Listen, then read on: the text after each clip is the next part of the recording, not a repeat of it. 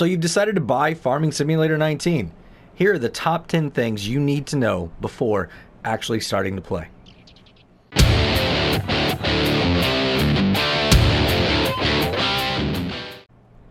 Welcome everybody, Driver53 here, and I want to help you get started on your journey here in Farming Simulator 19.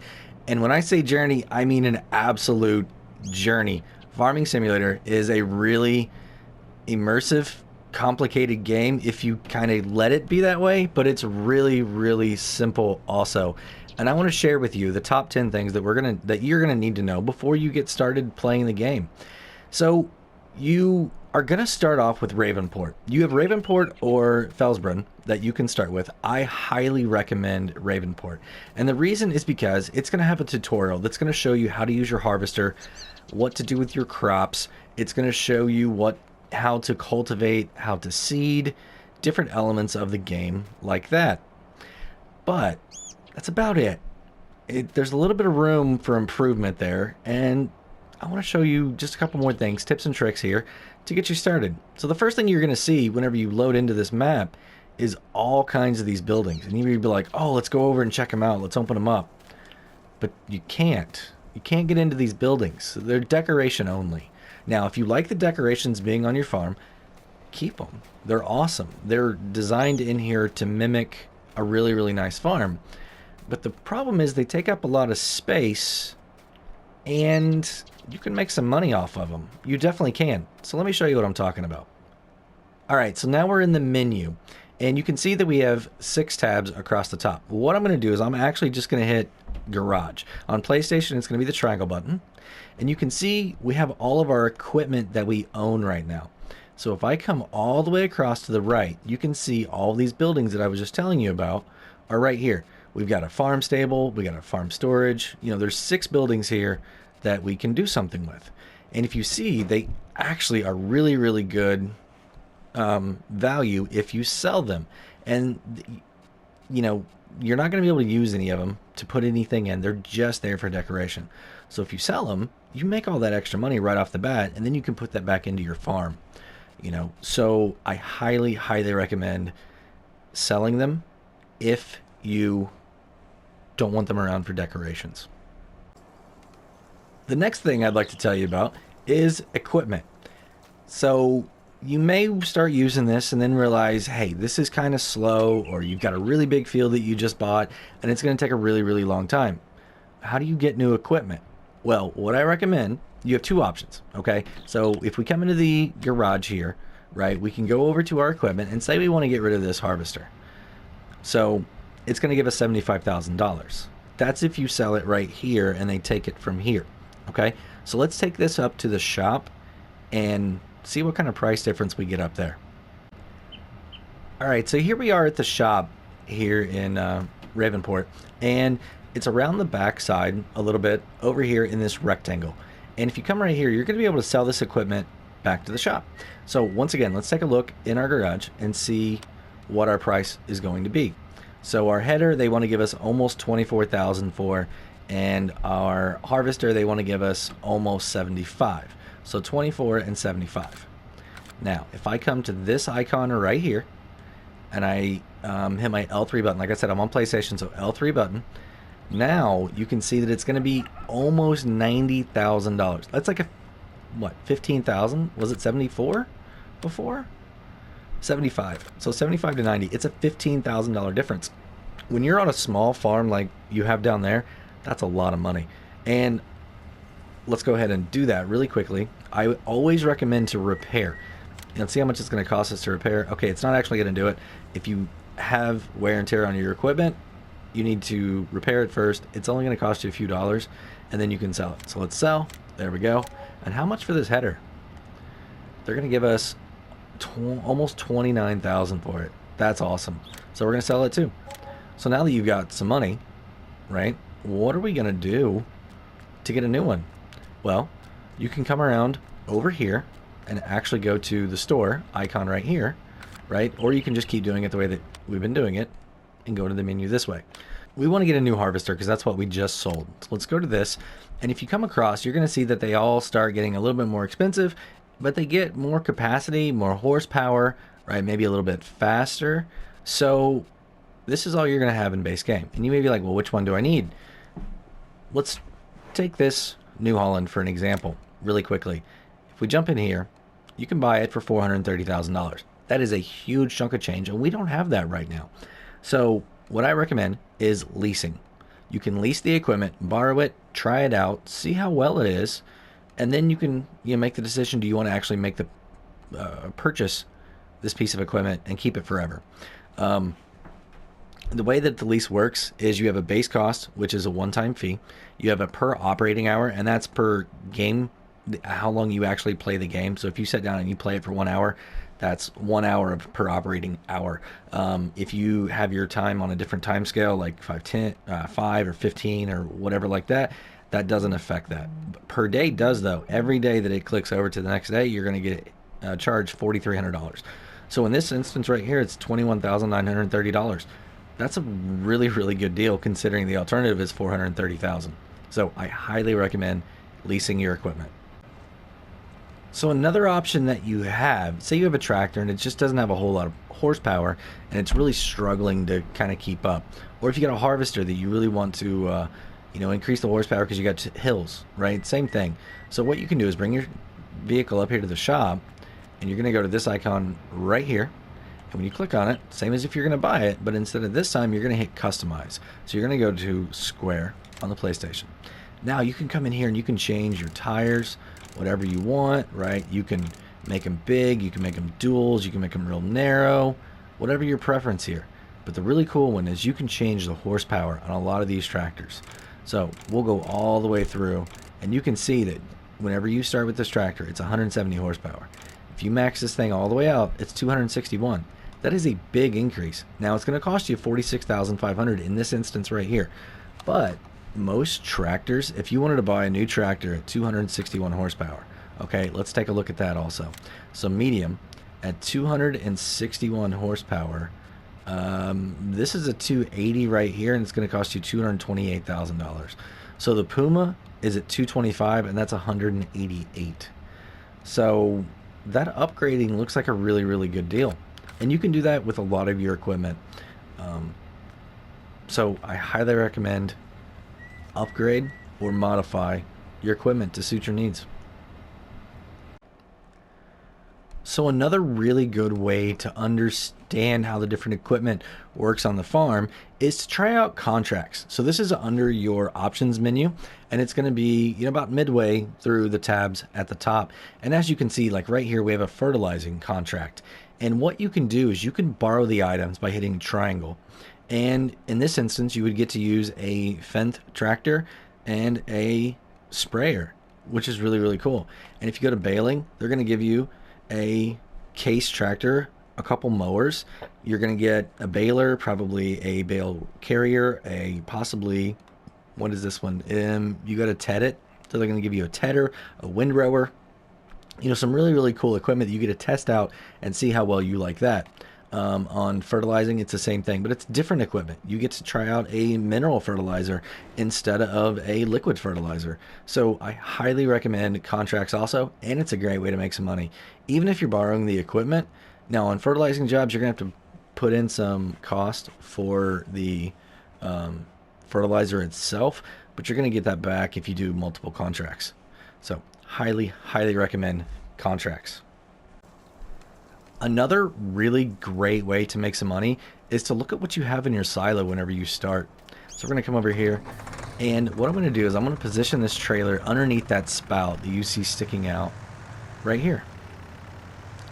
And when I come here, I'm going to turn my help menu on so you can see exactly what I'm doing. But there's start filling, so it's L3, and I come here and I can see that I have wheat, I have barley, I have oats, I have canola, I have sunflowers, soybeans, corn, and then back to wheat.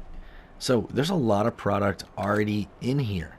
So the way that I can tell which one I want to sell is I'm going to come over here to the start menu again, or the options menu again, and this is everything that I have in my silos. So it tells me in column 1, I've got 12,199 liters of wheat.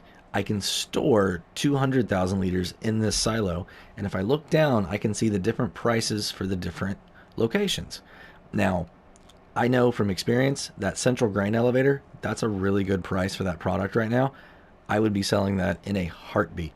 But you'll figure that out as you go. So if you see it pretty high, definitely consider taking that. Make some money on it for sure. So here's another really good way to make some money. It's going to require maybe a little bit of an investment, so you may want to lease some of the equipment for this, but it's a really good opportunity. Grass. All this grass that you have around your farm. It's a great moneymaker for you if you have some equipment. So let me show you how you can tell how much you have. We're going to go to the options menu again, and we're going to come over here to the globe, to the first tab. And this is our farm. So if we hit L3, it's going to show us all the property that we currently own right now. So there's quite a bit of area. You can see we come all the way around over here, down this road a little bit, and then way back up over here. So if I exit back out of this by hitting L3 again, and then I hit right, or I'm sorry, I'm going to turn my grass on. So you can toggle all of these on and off. So field 24, if I turn this off, field 24 no longer shows that it has anything in it because I've just turned it off. So I want to go to grass down here at the bottom, and I'm going to turn this on and watch what happens. Tons of green. All right. So how do I know it's ready? You're going to come over here to growth, and if it's orange, you are able to mow it. You can mow it in yellow too, but it's not going to yield as much. So wait till it's in that middle state.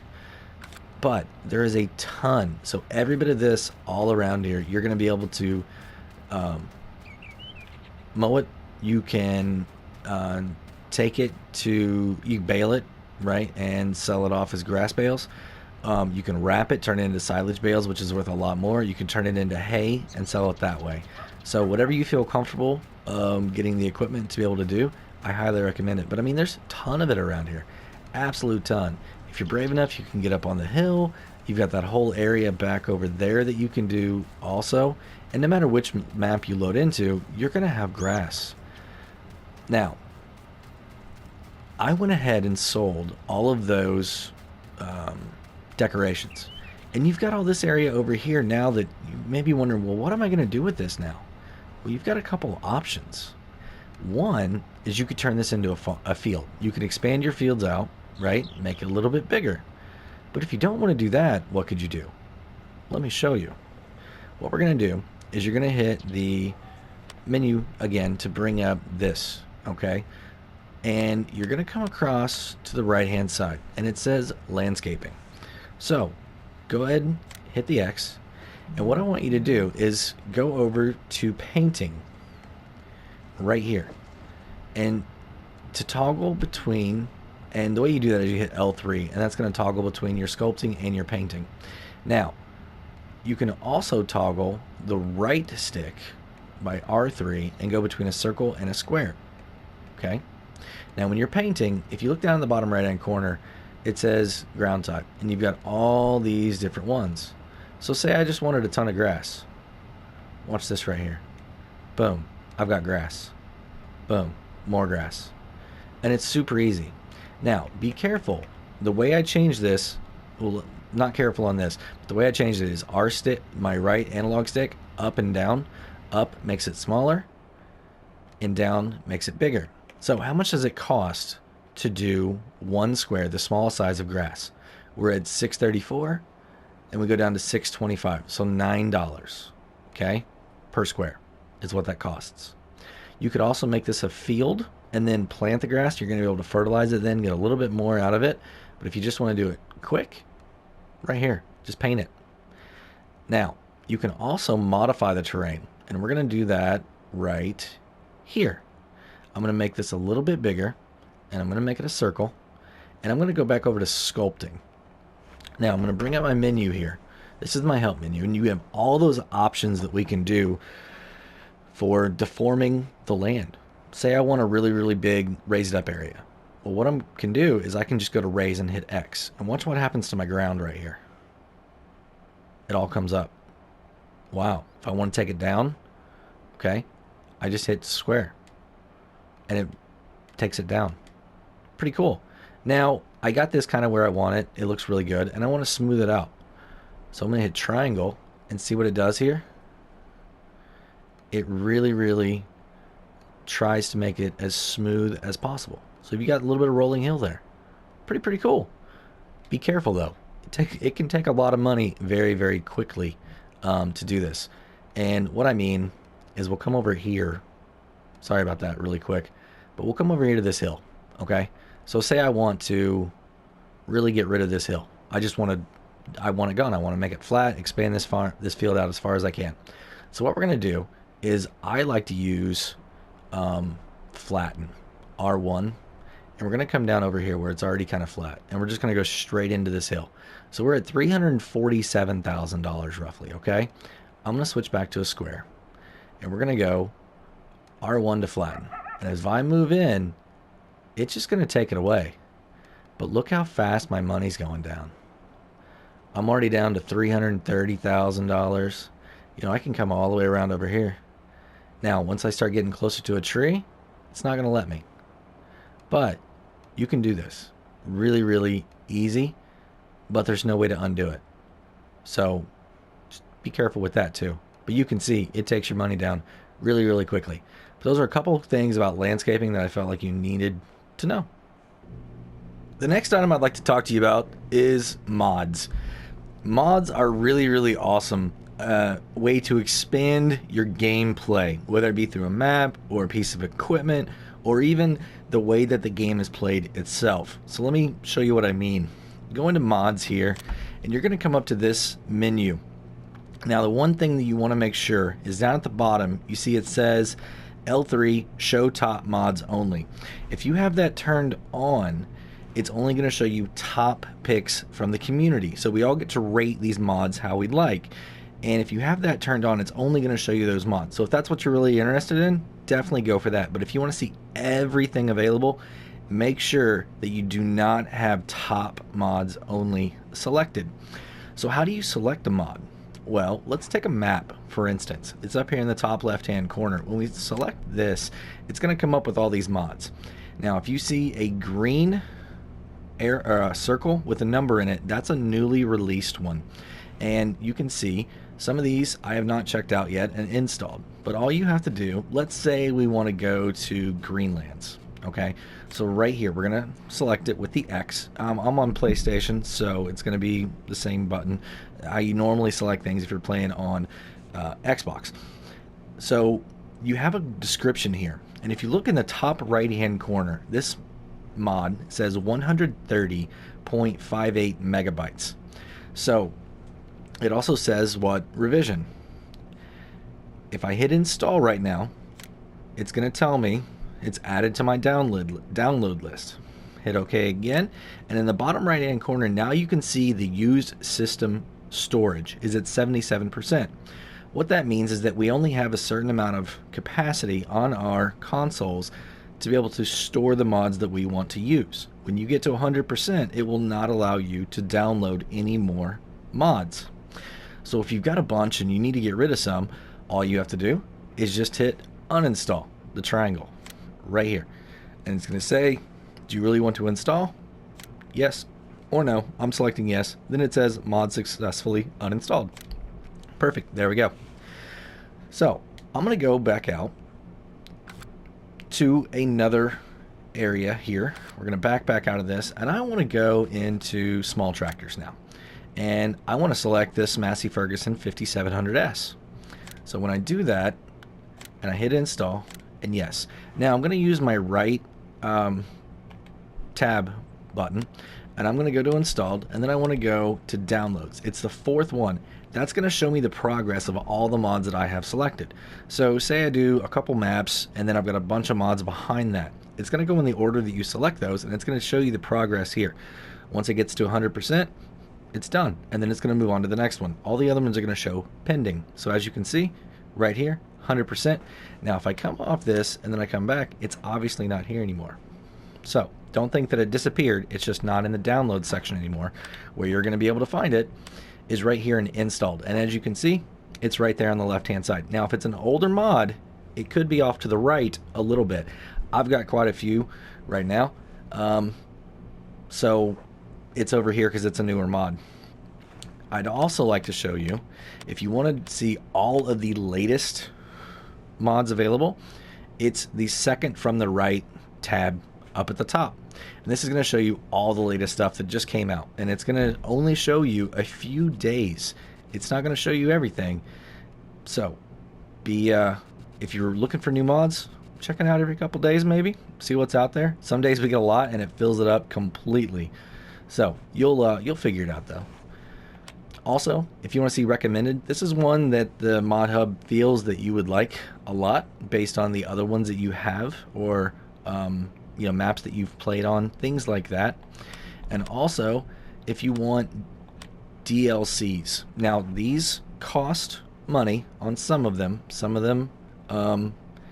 No, actually, all of these do cost money. So we also have like the precision farming DLC. It's called a DLC, but it is a free mod, so it's not in this section right here.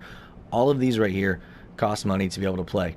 You can look at the Giants website also and see what all is involved in these. As you can see, I've got a few of them. I don't have all of them.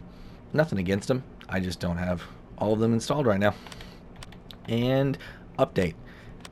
Last tab right here is update. This is the third one from the left. If you come in here and you see a yellow circle, that means that you need to do an update to that mod. The modder, in this instance, Sid Modding and BM86 Modding, has released a new update to this. So they've made improvements, or they've corrected some bugs, something like that. And this is how you find them easily without having to go through and search the other two ways. So on to the next one. So now that you know about mods, the last thing I want to tell you about is slot count. When you're on a console, you have a slot count that you have to worry about. And what I mean by that is, up in the top, you can see next to my money, I have a number that says 571 out of 1299. So each one of these pieces of equipment has a slot associated with it. All right. So you can see here this trailer. If you look at the fourth icon, like underneath the red tractor, it says +6. And those 6 rectangles or the 8 rectangles that you see there match up to the ones at the top. So these 6 are part of that 571. If I come over here, you can see that this one is 2 slots. 4 slots for this one. This one is only 1 slot because I have multiples of it. My silo is 3 slots. And whenever you start coming into your mods, so let's say I want to look at a large tractor. I've decided I want to get one of the new mods that I downloaded. It's an awesome tractor. It's really, really big, and it's a 8 series, right? A T8 New Holland. So you see this one's 14 slots, and they're not all going to be the same. This one here is a smaller tractor, but it's 22 slots. So it's the amount of detail and things that the tractor can do that determines that slot. Now, the reason I say caution on this is because if you start getting up to the 1299, it's going to start telling you, hey, we're at a point where you need to stop, because it won't let you go over that. And the reason is because it'll crash your console. Absolutely crash it. You can see all the way across here, some of these bigger ones, they're a lot more detail, and they're 42. There's some that are up in the 60s. Like this one right here is 53. So not all of them are that way. I've got a medium one right here right now that's got tracks on it, and it's only 15 slots. It's not bad. But the one right next to it is 49, and then 49 again.